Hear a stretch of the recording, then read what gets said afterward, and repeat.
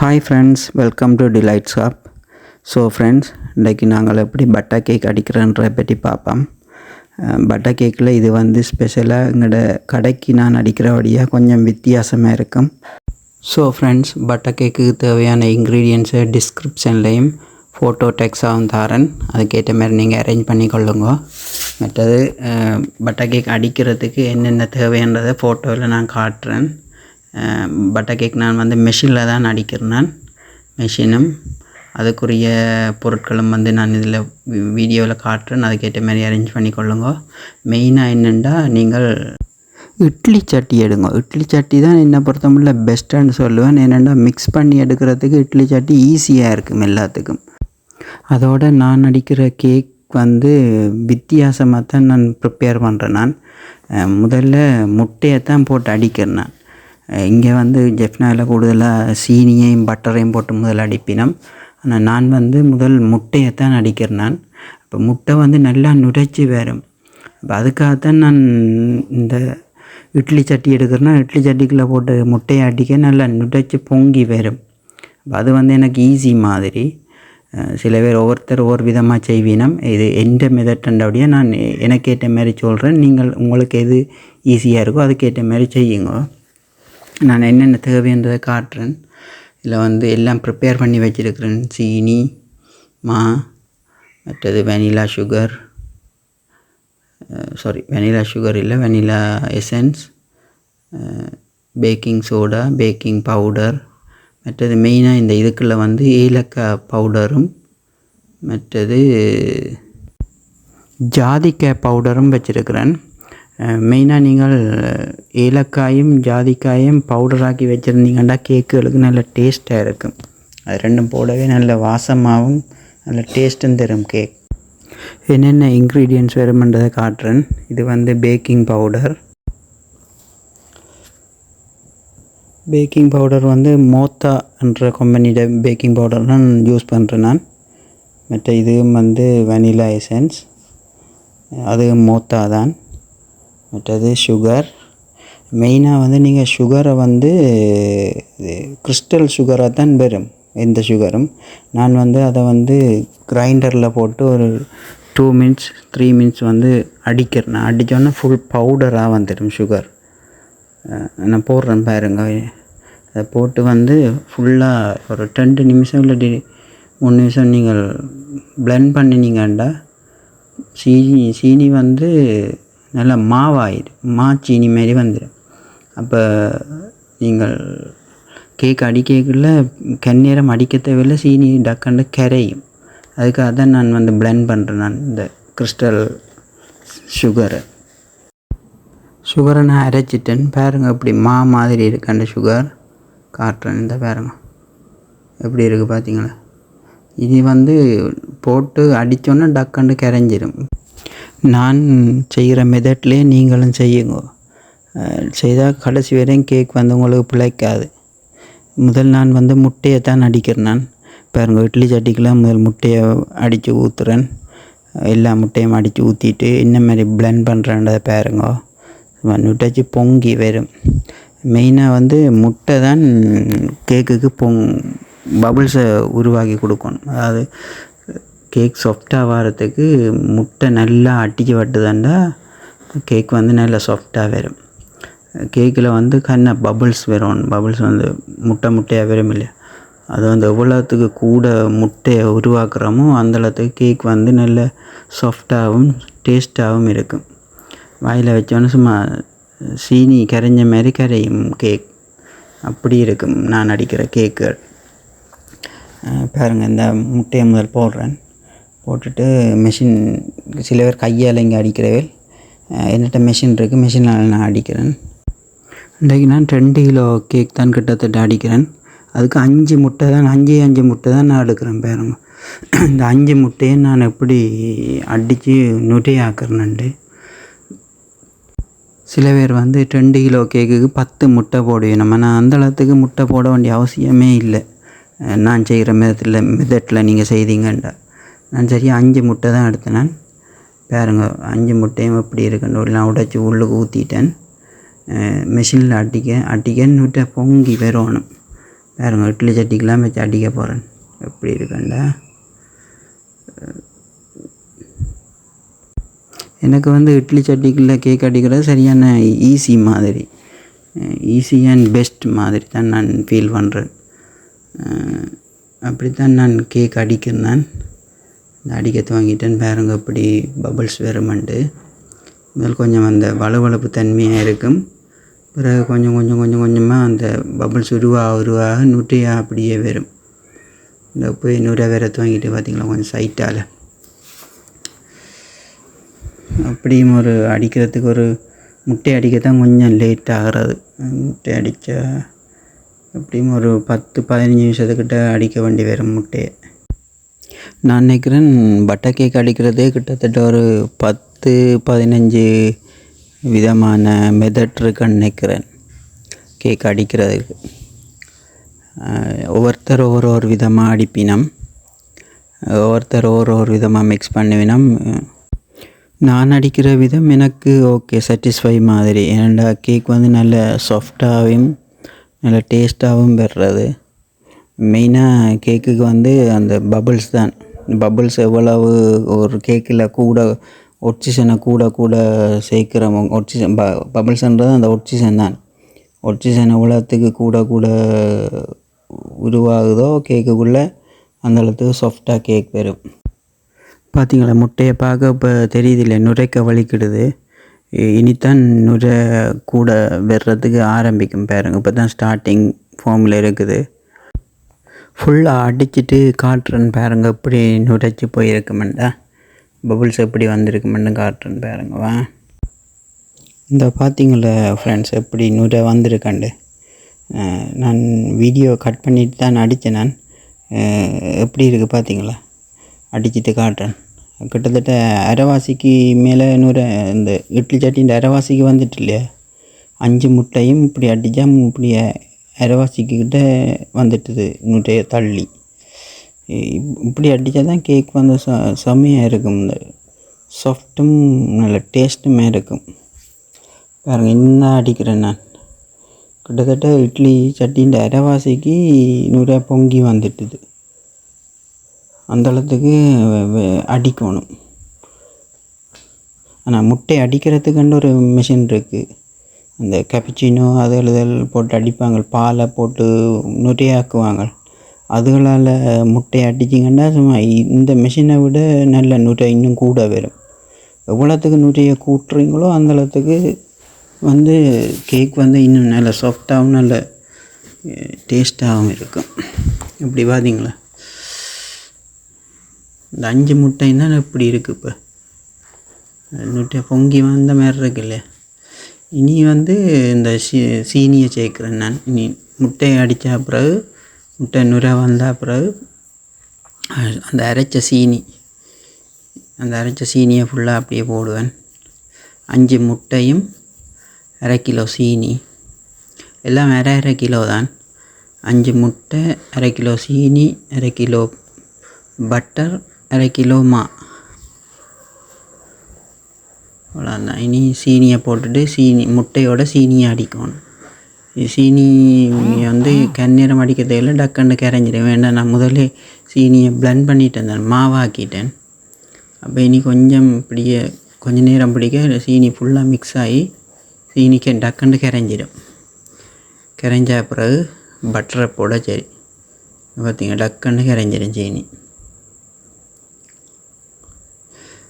எங்கடையாக்கள் முந்தி பழைய மெத்தட்டில் சொல்லி தருவினம், பட்டரையும் சீனியை முதல் போட்டு அடியுங்கோ. ரெண்டாவது ஒரு நாள் ஃபுல்லாக அடிக்கணும் சீனி கரைகிறதுக்கு. இப்போ இது வந்து நல்ல ஈஸியான மெத்தட். சீனியை நீங்கள் மாவாக்கினீங்கன்னா இதுக்குள்ளே போட்டு மிக்ஸ் பண்ண வேண்டியான். இந்த இப்படி சீனி கரைஞ்சிட்டுது டக்கண்டு. இப்படி கட்டி மாரி வந்துட்டு இல்லை, ஒரு இதுமாரி. அந்த நுரை இன்னும் அப்படியே இருக்குது பார்த்திங்களா.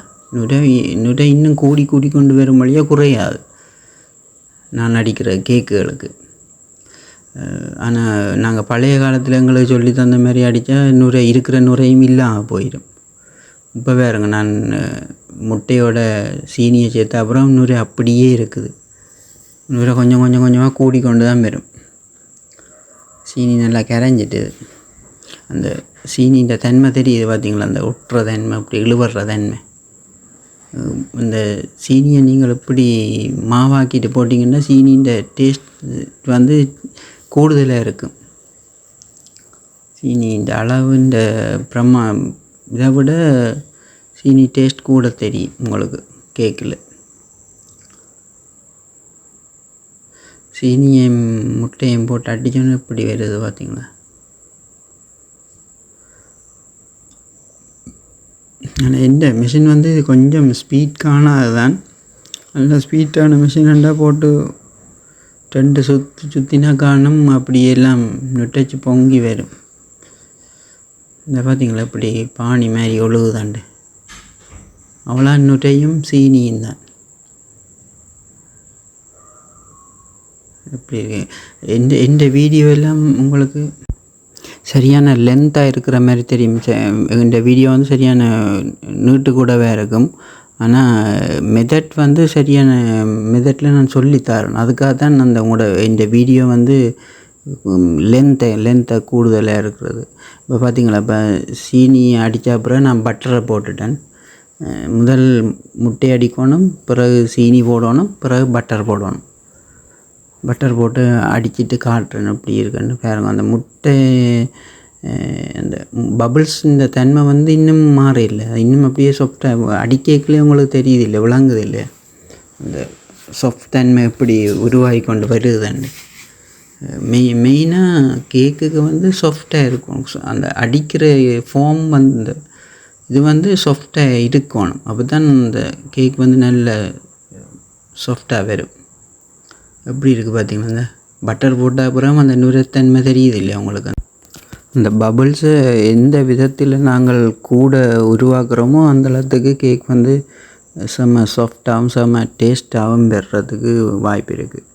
நீங்கள் அதான் எந்த விதத்தில் நீங்கள் பபுள்ஸை உருவாக்குறன்றது தான் மெயின் கேக் அடிக்கேக்கில். எந்த மெத்தடில் வந்து நான் அடிக்கிற மெத்தட் வந்து மேக்ஸிமம் பபுள்ஸை நான் உருவாக்குற அளவுக்கு தான் நான் கேக் அடிக்கிறது. அதனால எனக்கு அந்த கேக்குகள் வந்து சக்ஸஸாக வர்றது. எப்போவுமே இந்த கேக் வந்து ஃபெயிலியர் ஆனதில்லை. ஏன்டா அந்தளவுக்கு பபுள்ஸை உருவாக்கிடுவேன் நான். இப்போ எல்லாம் அடித்த பிறகு இப்போ வெனிலா எசன்ஸ் விடுறேன். நான் செய்கிற மெத்தட் படியே நீங்கள் செய்தீங்கன்னா உங்களுக்கு கடைசி வரையும் கேக் பிழைக்காது. வெனிலா எசன்ஸ் விடுறேன். அந்த அளவுகள் எல்லாம் டிஸ்கிரிப்ஷனில் கொடுத்துருக்கேன், அதுக்கேற்ற மாதிரி அளவு எடுங்க. நான் இந்த அளவுக்கு தான் நான் விடுறேன். பார்த்தீங்களா, வெனிலா எசன்ஸ் விட்டுட்டு அடிப்பேன். அடிச்சுட்டு அதுக்கு பிறகு மிச்சம் இருக்கிற இன்க்ரீடியன்ட்ஸ் எப்படி போடுறேன்ற பற்றி காட்டுறேன் பாருங்க. இப்போ வெனிலா எசன்ஸ் விட்டோன்னே எப்படி வருதுன்னு பார்த்தீங்களா, கலர் மாறுது, கொஞ்சம் வாசம் நல்லா இருக்கும் வெனிலா எசன்ஸுக்கு. அந்த நுரை அப்படியே இருக்குது பார்த்தீங்களா.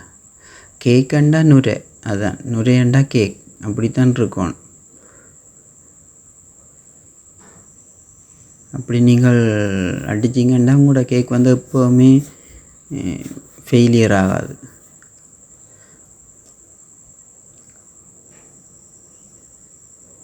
பார்த்திங்களா அப்படியா நிறைய இருக்குண்டு அப்படியே. இனி வந்து மிச்ச இன்க்ரீடியன்ஸை போடுறேன். இந்த வேறு அள்ளி காட்டுறேன் எப்படி இருக்குன்னு. நிறையா தான் இருக்குது பார்த்திங்களா மிச்ச இன்க்ரீடியன்ஸ். இது வந்து அந்த நான் சொன்ன ஏலக்காய் தூளும் மற்றது ஜாதிக்காய் தூளும் ரெண்டையும் போட்டிருக்கேன். ஏலக்காய் இஞ்சி, இது ப்ரௌனாக இருக்கிறது ஜாதிக்காய், வெள்ளையாக இருக்கிறது ஏலக்காய், ரெண்டும் போட்டுட்டேன். மிக்ஸ் பண்ண போகிறேன். நான் கணக்கை போடுவேன். கணக்குன்னு ஒரு அந்த நான் தார அளவே அந்தளவே போடுங்கோ. கூட போட்டாலும் கசக்கிறதுன்னு வந்துடும். நான் டிஸ்கிரிப்ஷனில் எவ்வளோ அளவு தந்துருக்கிறனோ அந்த அளவு போடுங்கோ.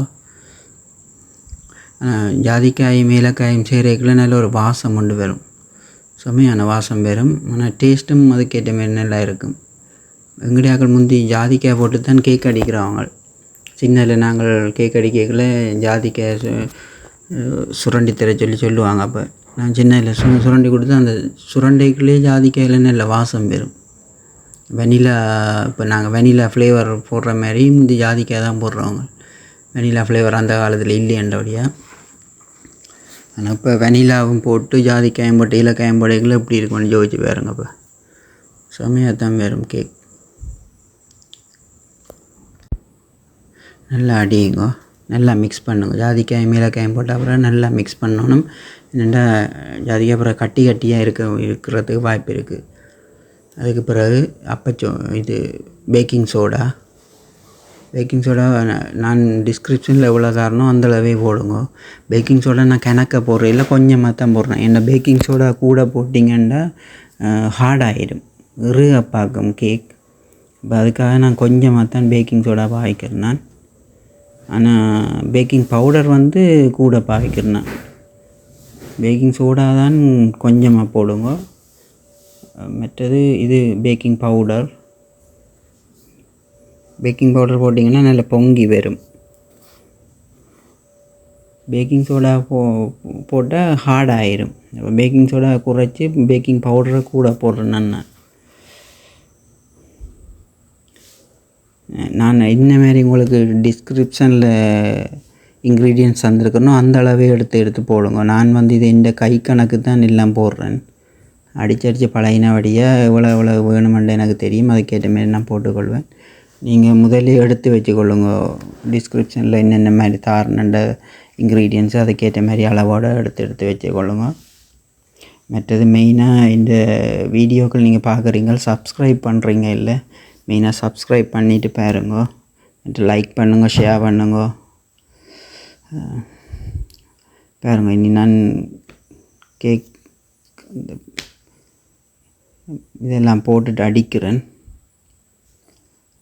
அடித்தோடனே இனி பேக்கிங் பவுடரும் பேக்கிங் சோடாவும் சேர்ந்தோடனே பொங்க பார்க்கும். கொஞ்சம் அப்படியே பொங்கி வரும். ஓரளவுக்கு எங்களுக்கு தெரியும், கேக் அடிக்கலையே தெரியும் இப்படி இருக்குண்டு இவ்வளோ போட்டு. மற்றது மாவை நீங்கள் எப்போவுமே கடைசியாக தான் போடுங்க. பாருங்கள், நான் இன்னும் தான் சேர்க்க இல்லை. எல்லா இன்க்ரீடியன்ட்ஸ் எல்லாம் சேர்த்தா பிறகு தான் நான் கடைசியாக தான் போடுறேன். நான் கிடையாது மாவுக்குள்ளேயே அப்பச்சோடாவையும் பேக்கிங் சோடாவையும் போட்டு தண்டுவேன், அப்படியெல்லாம் செய்ய வேணாம். நான் எப்படி எந்த மெத்தடில் நான் செய்யறனோ அதே மெத்தட்லேயே நீங்களும் செய்யுங்க. பார்த்தீங்களா எப்படி பொங்கி வருதுண்டு. முதல் நுரைச்சது இப்போ பொங்கி வர்ற மாதிரி இருக்குல்ல, அடிக்கலையே தெரியுது இல்லையா உங்களுக்கு, பொங்கி வர்ற மாதிரி. பேக்கிங் பவுடர் போட்டோன்னா ஒரு அந்த பொங்குற தன்மை வரும். எப்படி அந்த பொங்கி வர்ற மாதிரி இருக்குது பார்த்தீங்களா. இனி இன்க்ரீடியன்ட்ஸ் எல்லாம் போட்டுட்டேன். இதுக்கு பிறகு இனி மாத்தான் போடணும். போட்டால் மெயினாக மாவை மேக்ஸிமம் கையாலேயே குழைக்க பாருங்க. மாவை போட்டுட்டு கையாலேயே குழைச்செடுக்க பாருங்க. ஏன்னா மெஷினில் போட்டு அடிச்சிங்கன்னா மாவில் குளூட்டன் தன்மை இருக்குது. குளூட்டன்ண்டா அடிக்க மாவு ரப்பர் தன்மையாகிற ஒரு தன்மை இருக்குது. அப்போ நீங்கள் இந்த இதுக்குள்ளே மாவை போட்டு மெஷினால் அடிச்சிங்கன்னா ரப்பர் ஆகினோடனே கட்டியாகிற மாதிரி வந்துடும். ஆனால் நான் இப்போ எனக்கு ஹேண்ட் க்ளவுஸ் இல்லைன்றபடியே நான் கையால் குழைக்கல, நான் மெஷினாலேயே தான் மாவை போட்டு அடிக்க போகிறேன். மேக்ஸிமம் நீங்கள் மாவை போடக்குள்ள கையால் குழைக்க பாருங்க. மிஷினை அப்படியே வச்சுட்டு மிஷினை எடுத்துகிட்டு கையால் நல்லபடியாக குழைச்சிங்கன்னா இன்னும் நல்ல சாஃப்டாக வரும். நான் இன்றைக்கி மிஷினாலாம் மிக்ஸ் பண்ண போகிறேன். என்னென்ன கைக்கு போகிற க்ளவுஸ் இல்லை, அதால் நான் மிஷினாலேயே மிக்ஸ் பண்ணுறேன். பாருங்க மாவு போட்ட அப்புறம் எப்படி இருக்குமில்ல. அதை நான் சொன்ன மாதிரி மாவை போட்டிங்கன்னா நீங்கள் கையால் குழைக்கிறது தான் பெட்டர். ஏன்னா மாவில் உள்ள குளூட்டன் தன்மை மிஷினால் அடிக்க ரப்பராக பார்க்கும். ரப்பராக பார்த்தா கேக் ஹார்ட் ஆகிடும். நான் மிஷினை ஆன் பண்ணாமல் சும்மாவே அப்படியே கலக்கிறேன்னு பார்த்தீங்களா. கொஞ்சம் போட்டு போட்டு தான் கிளக்குவேன். இந்த கிளங்காதண்டபடியாக மிஷினை போட்டு போட்டு கிளக்குவேன். நீங்கள் கையால் இதன்னீங்கன்னா நல்லபடியாக கிளக்கலாம் கையாலேயே. பார்த்தீங்களா எப்படி எவ்வளோ பார்க்கவே தெரியுதில்லை இந்த கேக் வந்து எவ்வளோ சாஃப்டாக வெறுமண்டு. மாவை போட்ட பிறவே எப்படி அந்த பபுள்ஸு மற்ற அந்த பொங்கின தன்மை எல்லாம் தெரியுது இல்லையா உங்களுக்கு? எப்படி இருக்குது பார்த்தீங்களா? ட்ரெயில் ஊற்றிட்டு காட்டுறேன்னு பாருங்க எப்படி இருக்குங்களா. ஒவ்வொரு கேக்கு அடித்ததை கடைசியாக பார்த்தாலே சொல்லலாம் இந்த கேக்கு எப்படி வெறுமண்டு. அடிக்க அடிக்க உங்களுக்கு அனுபவம் பெறும். ஒன் டைம் அதை பழகத்தான் அனுபவம் வர. இப்போ என்ன நீங்களும் கேட்கல ஒருக்கா 2-3 நேரம் அடிக்கல உங்களுக்கே மெதட்டு எப்படி செய்யலாம்ன்ற ஐடியாக்கள் வரும். இந்த வேறுங்க நான் கடைசியாக தான் அந்த மிஷினை போட்டுன்றேன். ஏன்னா இப்போ மிஷின் போடுறதுல பிரச்சனை இல்லை. மிஷின் போட்டால் அந்த குளூட்டன் தன்மை வந்து விரத்து வாங்கிடும். அப்போ ரப்பர் மாதிரி இழுபட்டால் அந்த ரப்பர் இழுபடத்துவங்கிறோன்னு அந்த பேக் பண்ணிக்கல மிஷின் இந்த கேக்கை கொண்டே பேக் பண்ண தாண்டேக்கில் அது ஹார்டாக பார்க்கும். இப்போ அதெல்லாம் நான் சொன்னால் கையால் நீங்கள் குழைக்கிறது தான் கடைசியாக பெட்டர். எப்போவுமே நீங்கள் எல்லாம் அடித்து முடிச்சுட்டு மாவை கடைசியாக போட்டுட்டு கையாலேயே குழையுங்க. கையால் குழைச்சி எடுத்திங்கன்னா கொஞ்சம் லேட்டாக தான் கையால் குழைச்சி எடுக்க. ஆனால் கையால் குழைச்சி எடுத்தால் நல்ல சாஃப்டாகவும் நல்ல இதாகவும் வரும், பொங்கின மாதிரியும் வரும். நான் மிஷினை நிப்பாட்டிட்டு நான் சும்மா கிளக்கி எடுக்கிறேன். எப்படி இருக்குது பார்த்தீங்களா?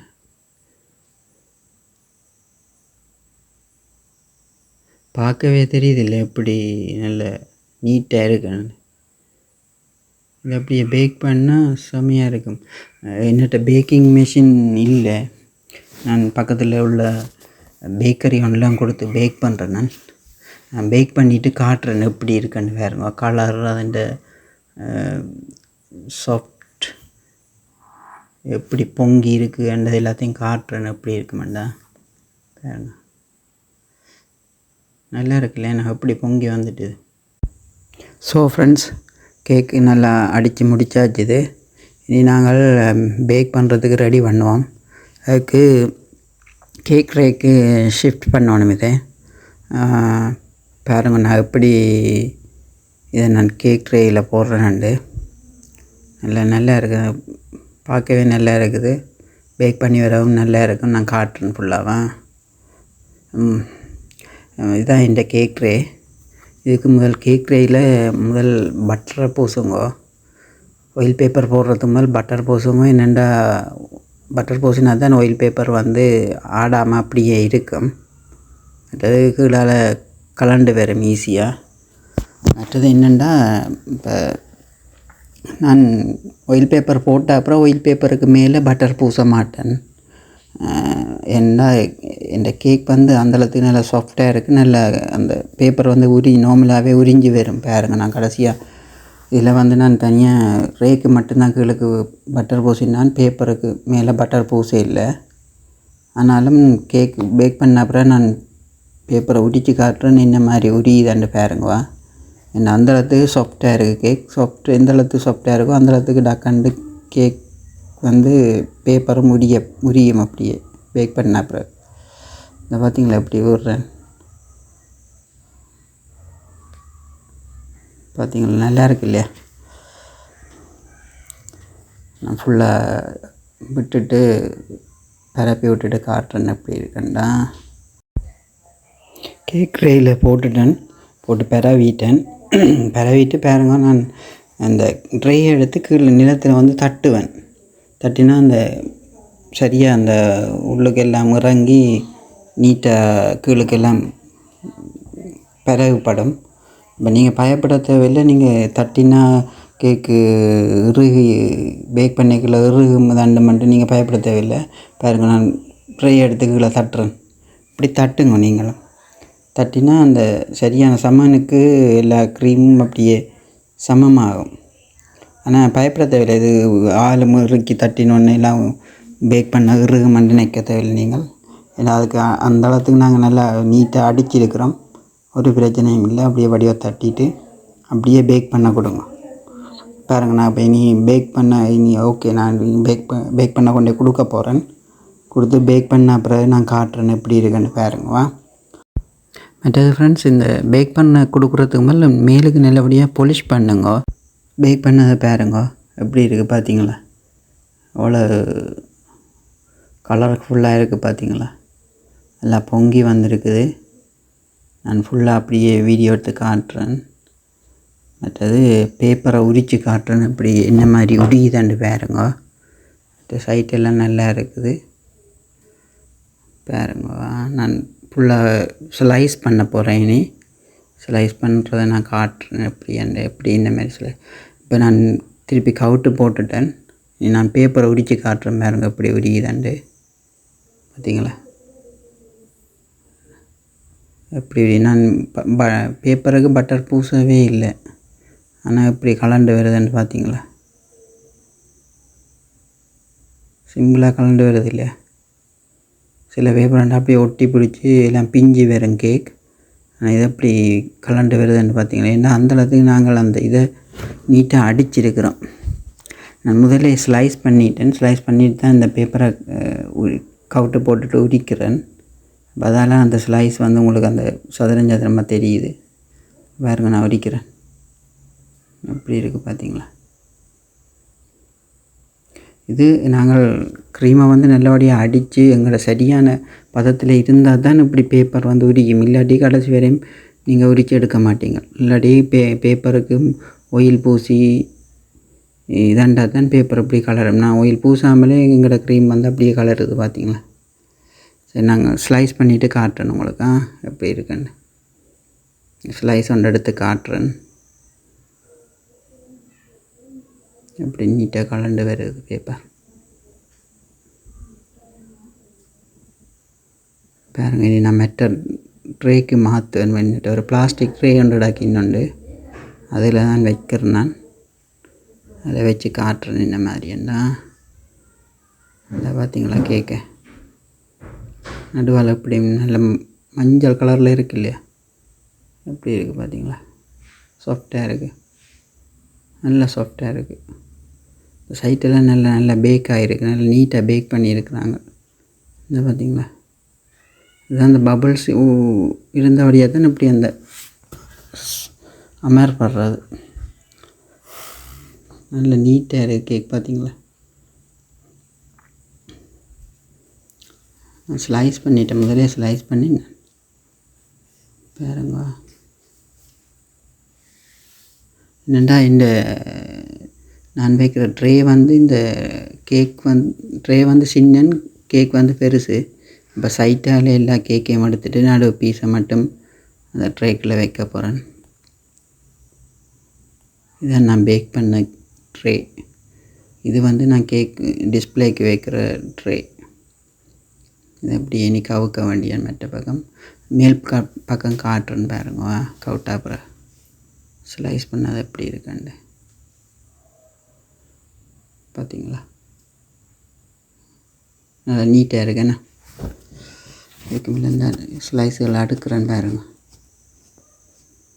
எப்படி இருக்கு.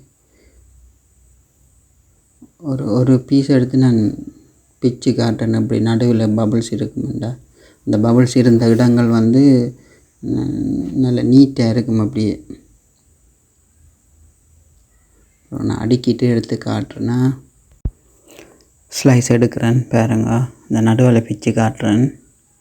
இந்த எப்படி இருக்குது பார்த்தீங்களா? நல்ல ஓட்டையாக இருக்கு இல்லையா? அதை விட பபுள்ஸ் இருந்த இடம் தான் அப்படி இந்த ஓட்டையாக இருக்கிறது. ஓகே ஃப்ரெண்ட்ஸ், நீங்களும் இந்த மெத்தடில் கேக் அடித்து பார்த்துட்டு எப்படி வந்தேன்னு சொல்லி கமெண்ட்ஸில் போடுங்க.